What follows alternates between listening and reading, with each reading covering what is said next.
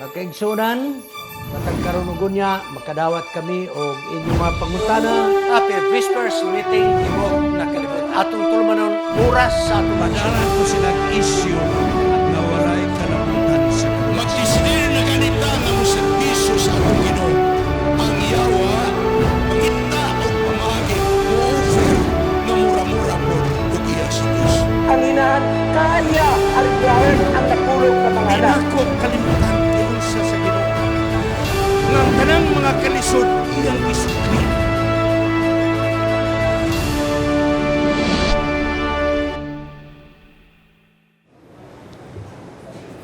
Happy Sabbath sa tanan mga kauturan. Kining atong mask pero hisyo gyud kaayo. Maayo lang ni ninyo. Pero kami nga mga gwapo di gyud maayo tabunan namong naong. Isa pa.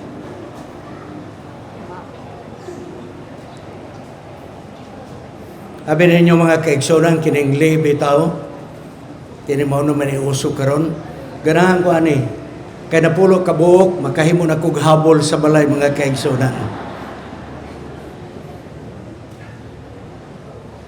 Mga kaigsonan, gusto na ako ipahatod na inyong pagpasalamat na mo kaninyo.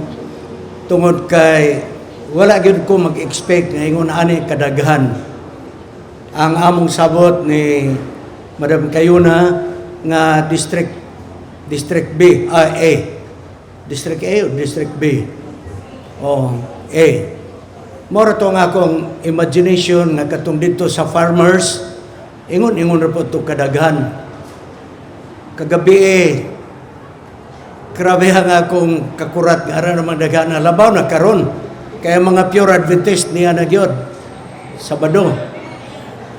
So, ang Diyos dalay kong kaayo nini nga katiguman nga atong ginahimo.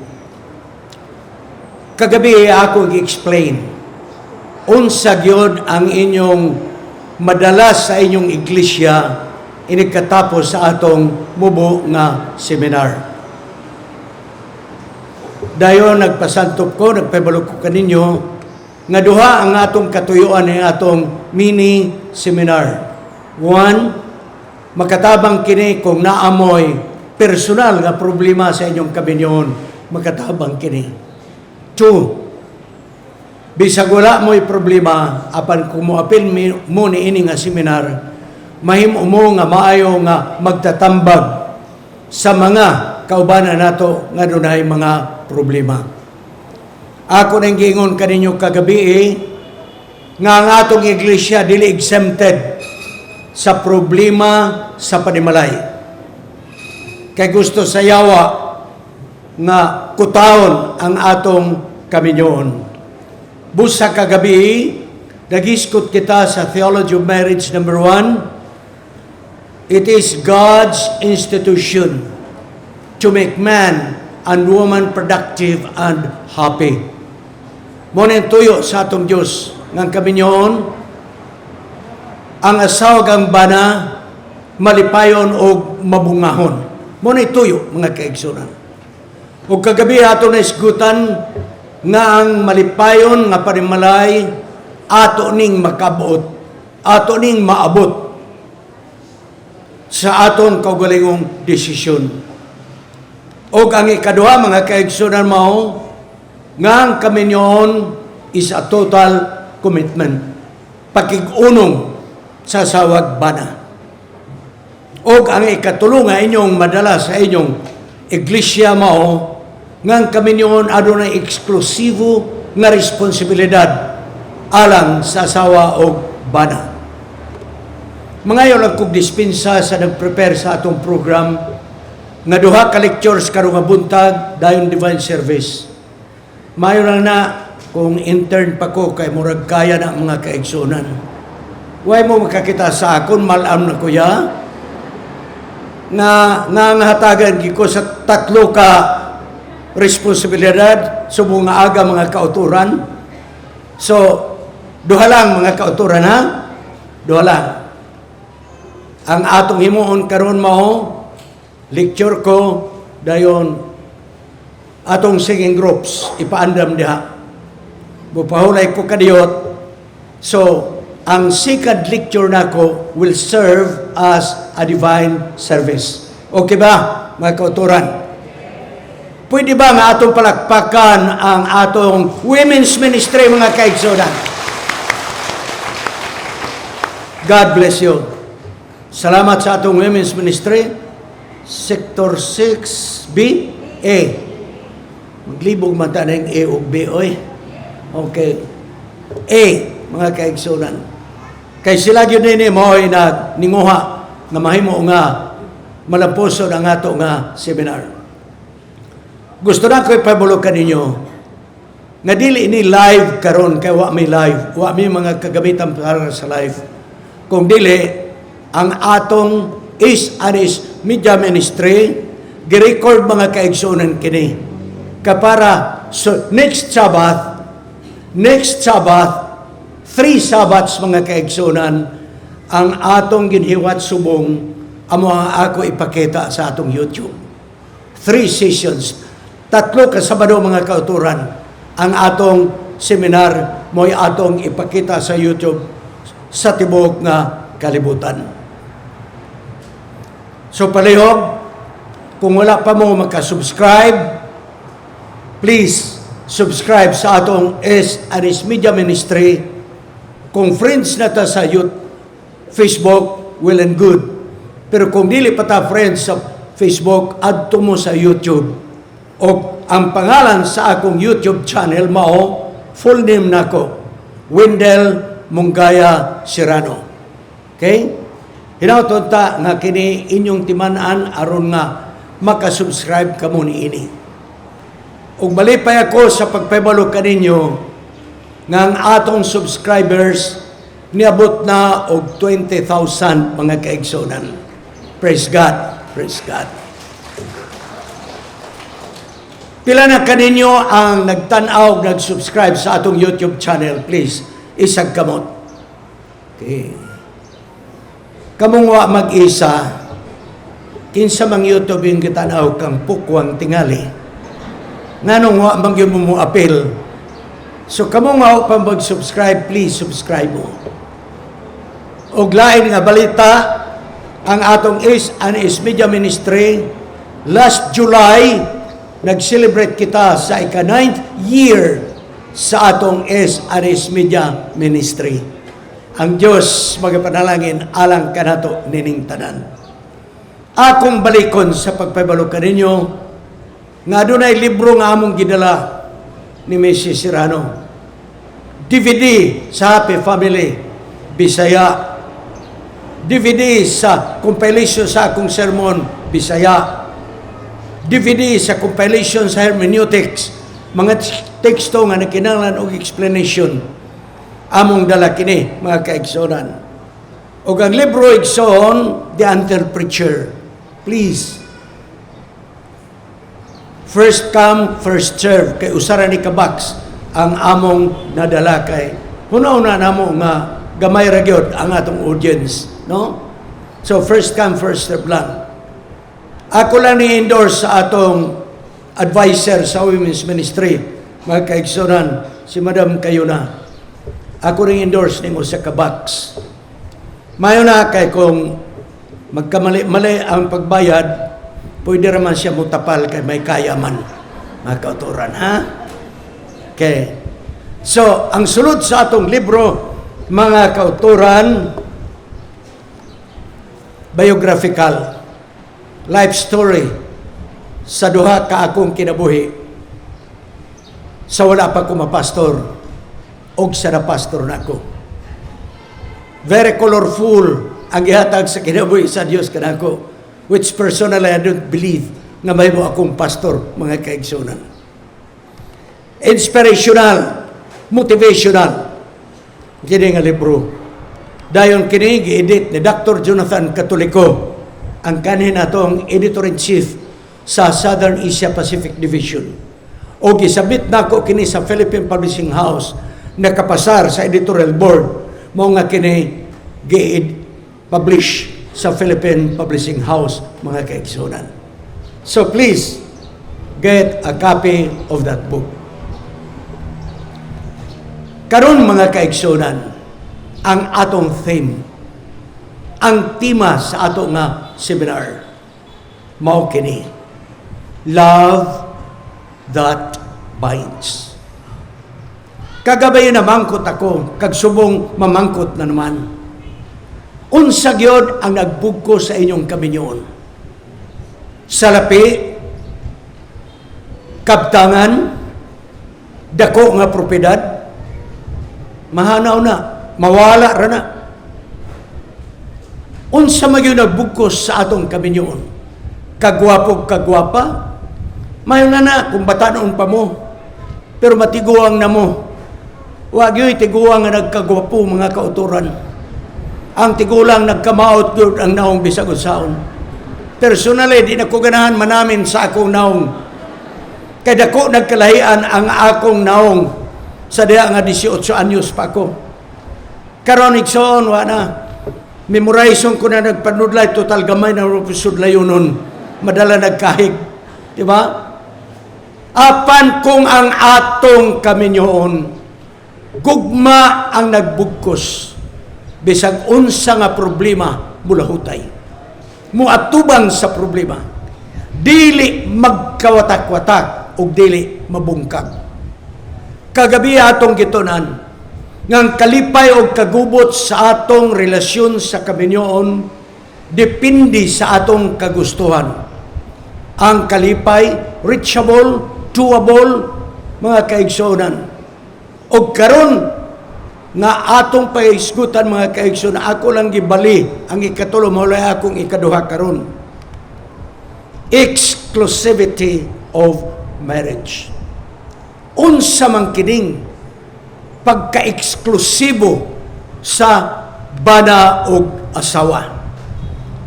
Mga kaigsunan, nagkinahanglan nga ang asawa ug bana adunay privacy. Adunay pribado nga ilang mga responsibilidad. O kanang pribado nga responsibilidad is unshareable. Di na pwede nimo ipanghatag sa mga silingan. Di na nimo pwede kapanghatag sa higala. Exclusive na nga propiedad sa asawa o bana. Pastor, unsa man diri kana nga exclusive? Yes. Sa marriage, there is something that dual selfishness is ethical and moral. May ara bahin sa kaminyoon mga kauturan nga kinahanglan dalok gid ang asawa kag bana, ilara ina mga kauturan. Way labot ang uban nga tao. Exclusive ra gid na. Sounds sa nga pamaagi. Ang Bible nagsiling, Genesis 2:25, and they were both naked, the man and his wife, and were not ashamed.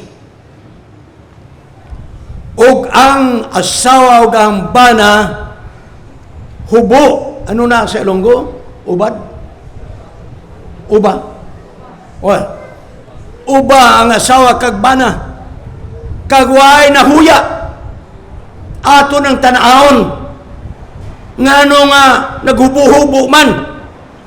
Ngano nga hindi man nahuya. That is the exclusivity of marriage. Naked. Adunay mga implikasyon ni anang nakedness. One implication of nakedness is that the naked truth in marriage is that you have nothing to hide. Both husband and wife are open books, honest and truthful. Walay mga gitago nga sikreto sa asawag bana. Abi ninyo mga kauturan, sa akong experience sa marriage counseling, naay pipila nga problema sa asawag bana. Tungod kay, bisag minyo na sila nagtago-tago nga dunay mga intimate communication sa ilang mga ex-sweetheart. Ingon ang usa ka asawa, pastor, tinuod yun na. Kini nga akong bana wise gyud kaayo. Tanang bana wise, mga asawa, paminaw mo. Kung ano man, wala ko kay balo nga duhay cellphone ang akong bana. Kay ang cellphone nga para sa kadaghanan ay maghampang-hampang mga kabataan, wise ang password. Public property sa balay. So ako, kumpiyansa ko kay wagit gitago sa akong bana. Nadiskubrihan man yun ako. Sa diha nga, nag-istor-istor sa akong bana. Doon na may nikurog siyang tiil. Uy, gisilent tayo na gipa-vibrate. Pagkurog dito still, kaya ang cellphone dahil ng asawa, gibutang sa medyas sa iyang sapatos. So pagkurog sa tiil, diretso sa banyo. Ana, dayon, nag-flash. Aron ingnon nga, nagamit. Ang asawa iyang gipaminawan, ningon ang bana, Ex, ayaw sa karon kay naas commander. Grabe kawais ang akong bana. Wala tayo tinago. Ayaw na magtago-tago sa mga number sa inyong ex. Ako mag-ingong ka ninyo, wala laing tuyo sa inyong ex ang pagguba sa inyong kaminyon. I would like to be frank with you. Wala gyulain. Pero, bantayanan po nato mga asawa, kayo sahay, ang atong pagkalambing-lambing sa phone kaniadto sa uyab-uyab pa mo, mawala na magud karon. Kaniadto sa uyab pa, pagtawag, hi babes, hi. Karon wala na. Nagseminar ko, salitin na yun ang akong seminaryan, pastor, tinuod yun na. Akong asawa, akong tawagan. Ingon niya, Gaha, hello, kumusta man ka diha? Siya maayman? Kumusta man mga bata? Wa may problema ning duha. Kining usa nga liwat nimo mo akong problema gyud. Sugod ang away, telepon pa. Ha? So ang bana mato pa niya, wa na lang si mo dayon chika-chika na siya. Sige na lang, Ga, I love you. Siya, love you na dagang labunon, samok. Mauna ang mga asawa. Muareta sa phone communication sa ex. Ingon ang bana, hello. Ingon dayon ang ex, hi. Dugay lagi ka nanawag. Ang inyong bana, murag kabayong nga kaihion, mga kaigsunan. Lambing ang ex. Ang asawa, wala limbing-lambing. Muna nga inyo pudang bantayan, mga asawa. So, one implication sa nakedness is that we are honest. We are open books. Wala tayo gitaguan. Sa mga bana, kuhain nyo cellphone karon, i-delete ang number sa inyong mga ex.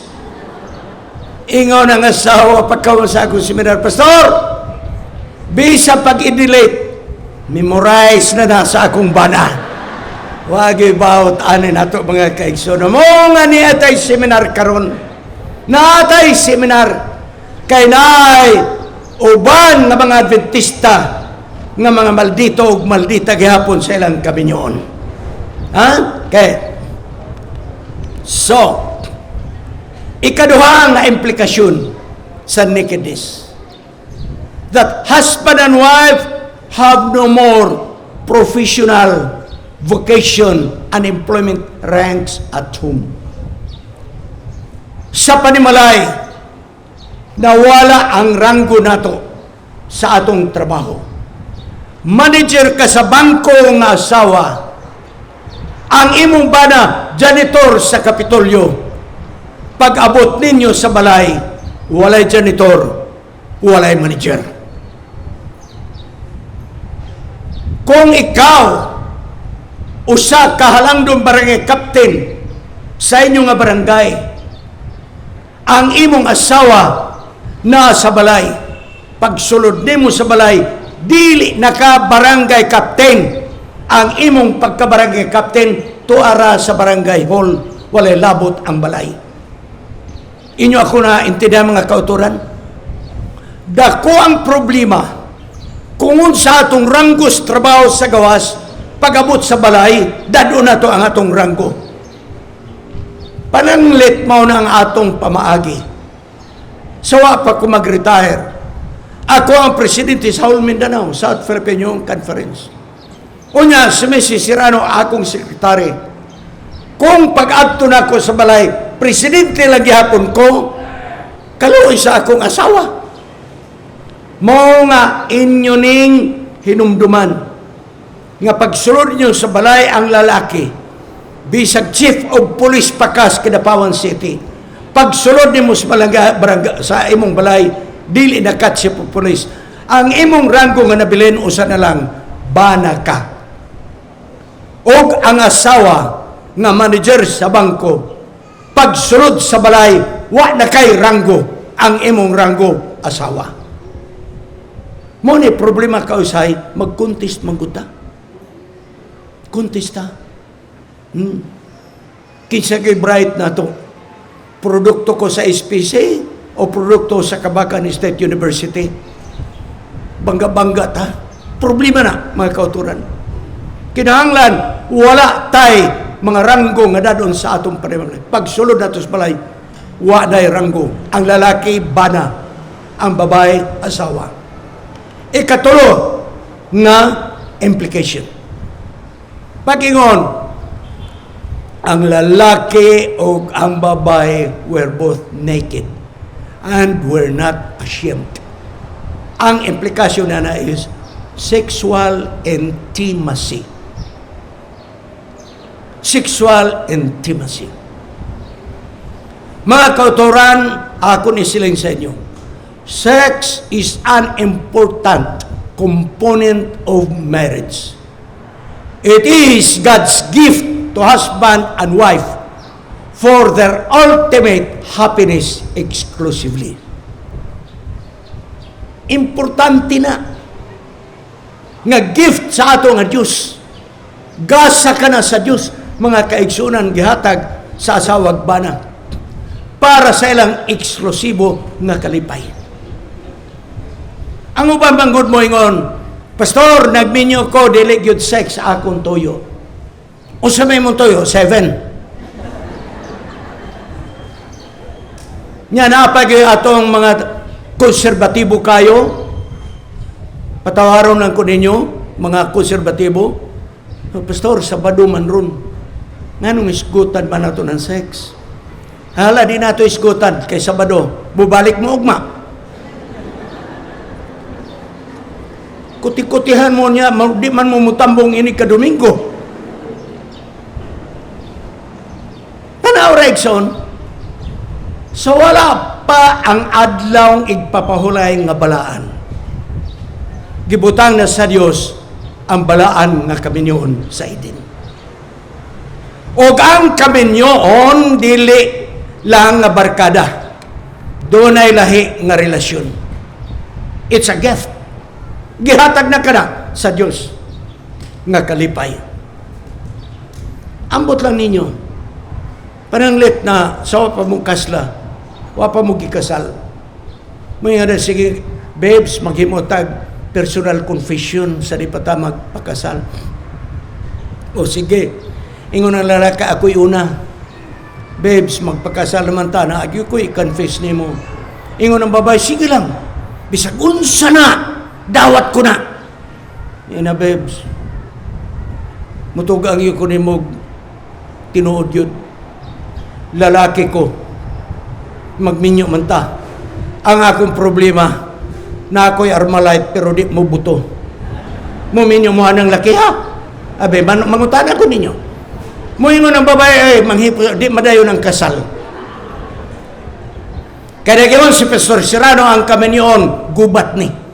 Pinusilay o niya, wakay bala, di, ayun na nag-apil. Ha? I am very frank. Importante na nga component. So ayaw na lang mo pagpakaroon. Ay, dili na may akong toyo, pastor. O sabi nyo toyo, kasagingan. No. That's very important. So, Igsoon, Ako ning isulti kaninyo nga kini nga gift sa Dios ang sexual intimacy is that sex is not filthy. It is not vulgar, but divine and holy when done within the perimeter of marriage exclusively. Hindi na higo, mga kauturan, hindi na bastos.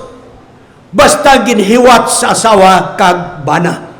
Ilang eksklusibo nga property. That is holy when it is done within the marriage, the parameter of marriage.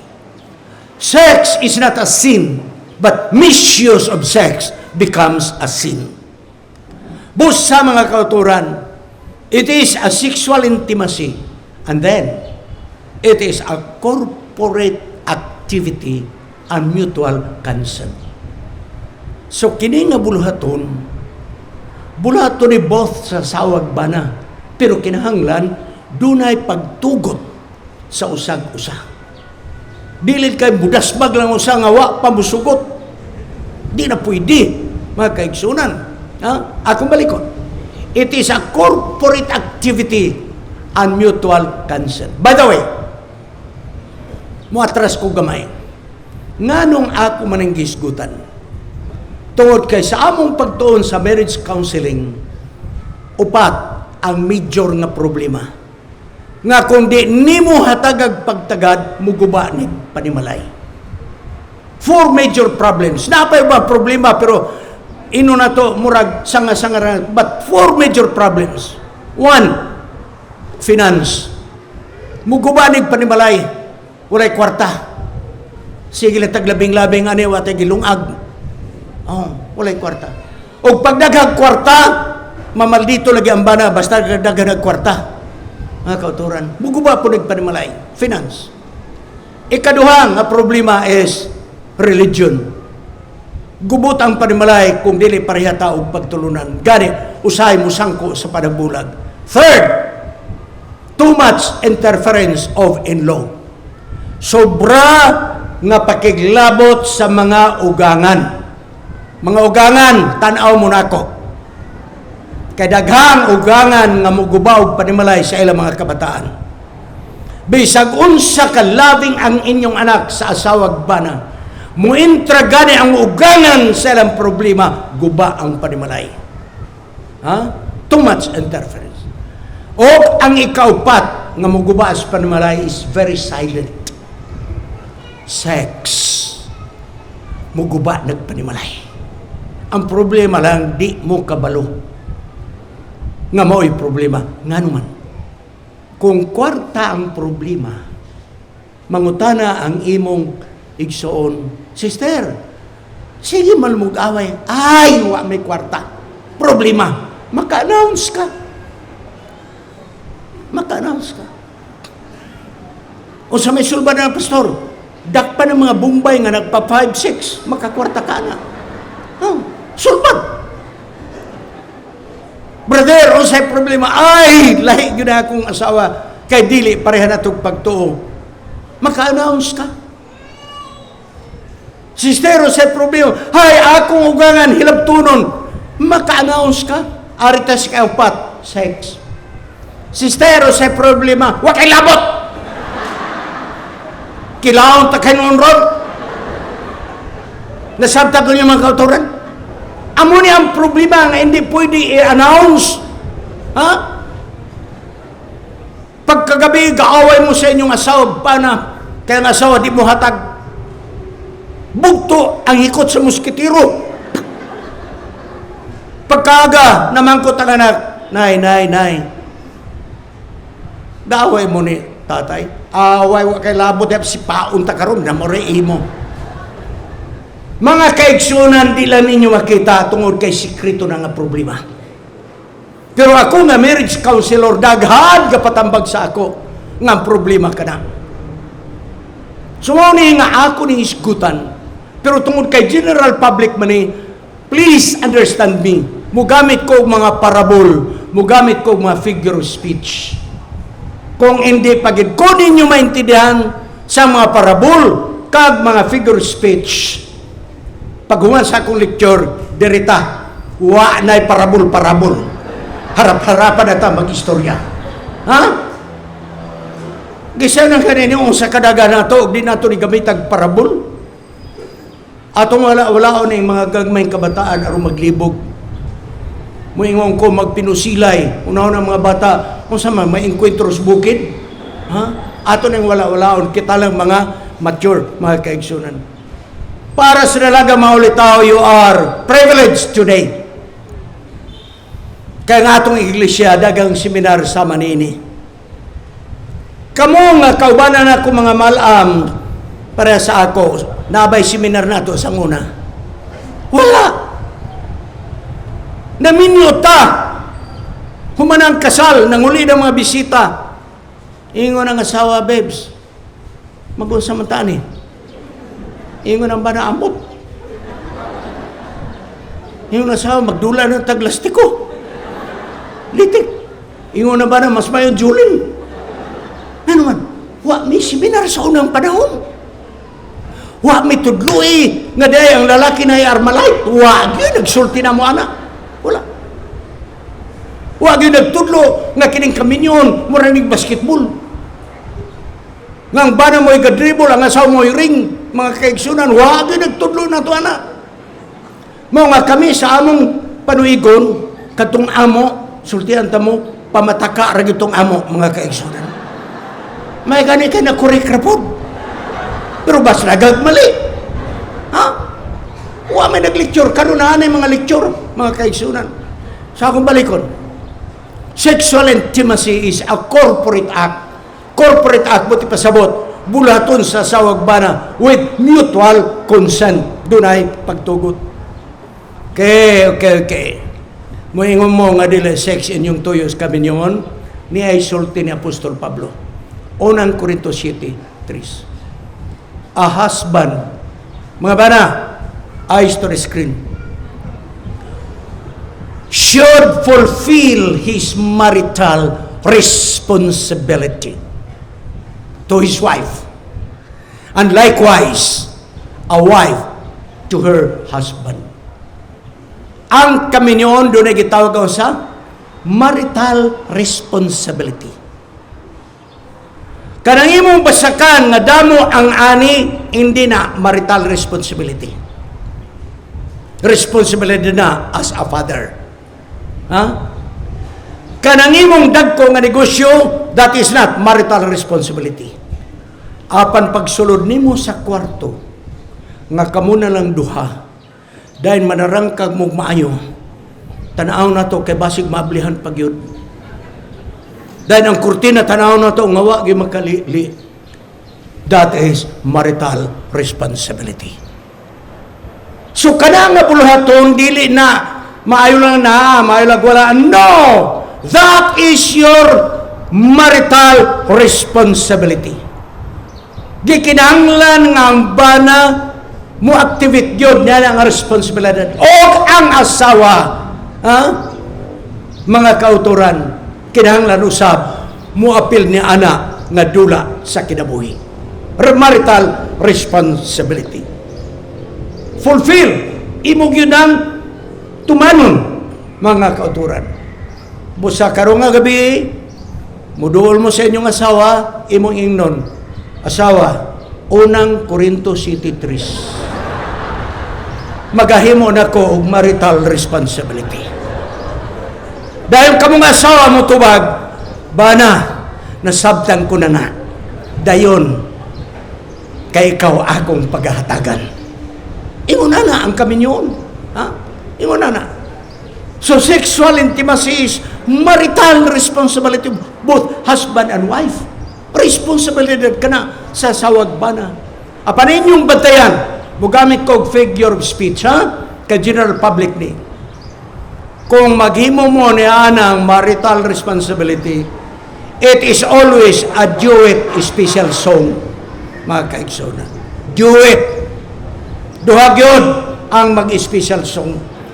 Dili kayo mo ng asawa, sige dong. Gusto magkakala, sige. Huwag labot na, di ko mapel. Pero masuko man kang di mahatag, sige manghatag ko. Taklo bila nagmahuman na ka, samo kaayo ka.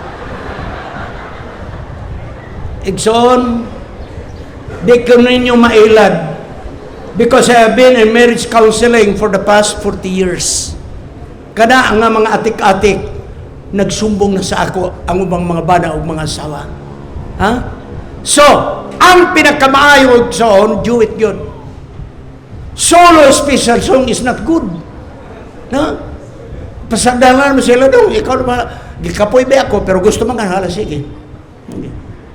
Humana ka? O, sige. Matulog na ko. Hoy, asawa, na kay labot na sa kaba. Apil. Kay kinigsoon, sexual intimacy, figure of speech gapon, basketball ni. Ang bana mo dribble, sa di pa mo siya, sige dribble. Kinahanglan asawa mo gwardiya-gwardiya, mudakop-dakop sa mula rong ganahan mo siya, mga kaigsunan, mudang ang bana mga kaigsunan. Ha? Ang bana, gipaningot nag-dribble, huwag yung nag-gwardiya, kaloy! Kaloy! Ha? Ikson, ingon ini ang paghatag og lectures public, kinahanglan mo gamit ka og sa mga parabol. Ha? Gisayo nang ka. Grabe ng dribble niya. Dakpay taong bula, da kapoy, di ko anak.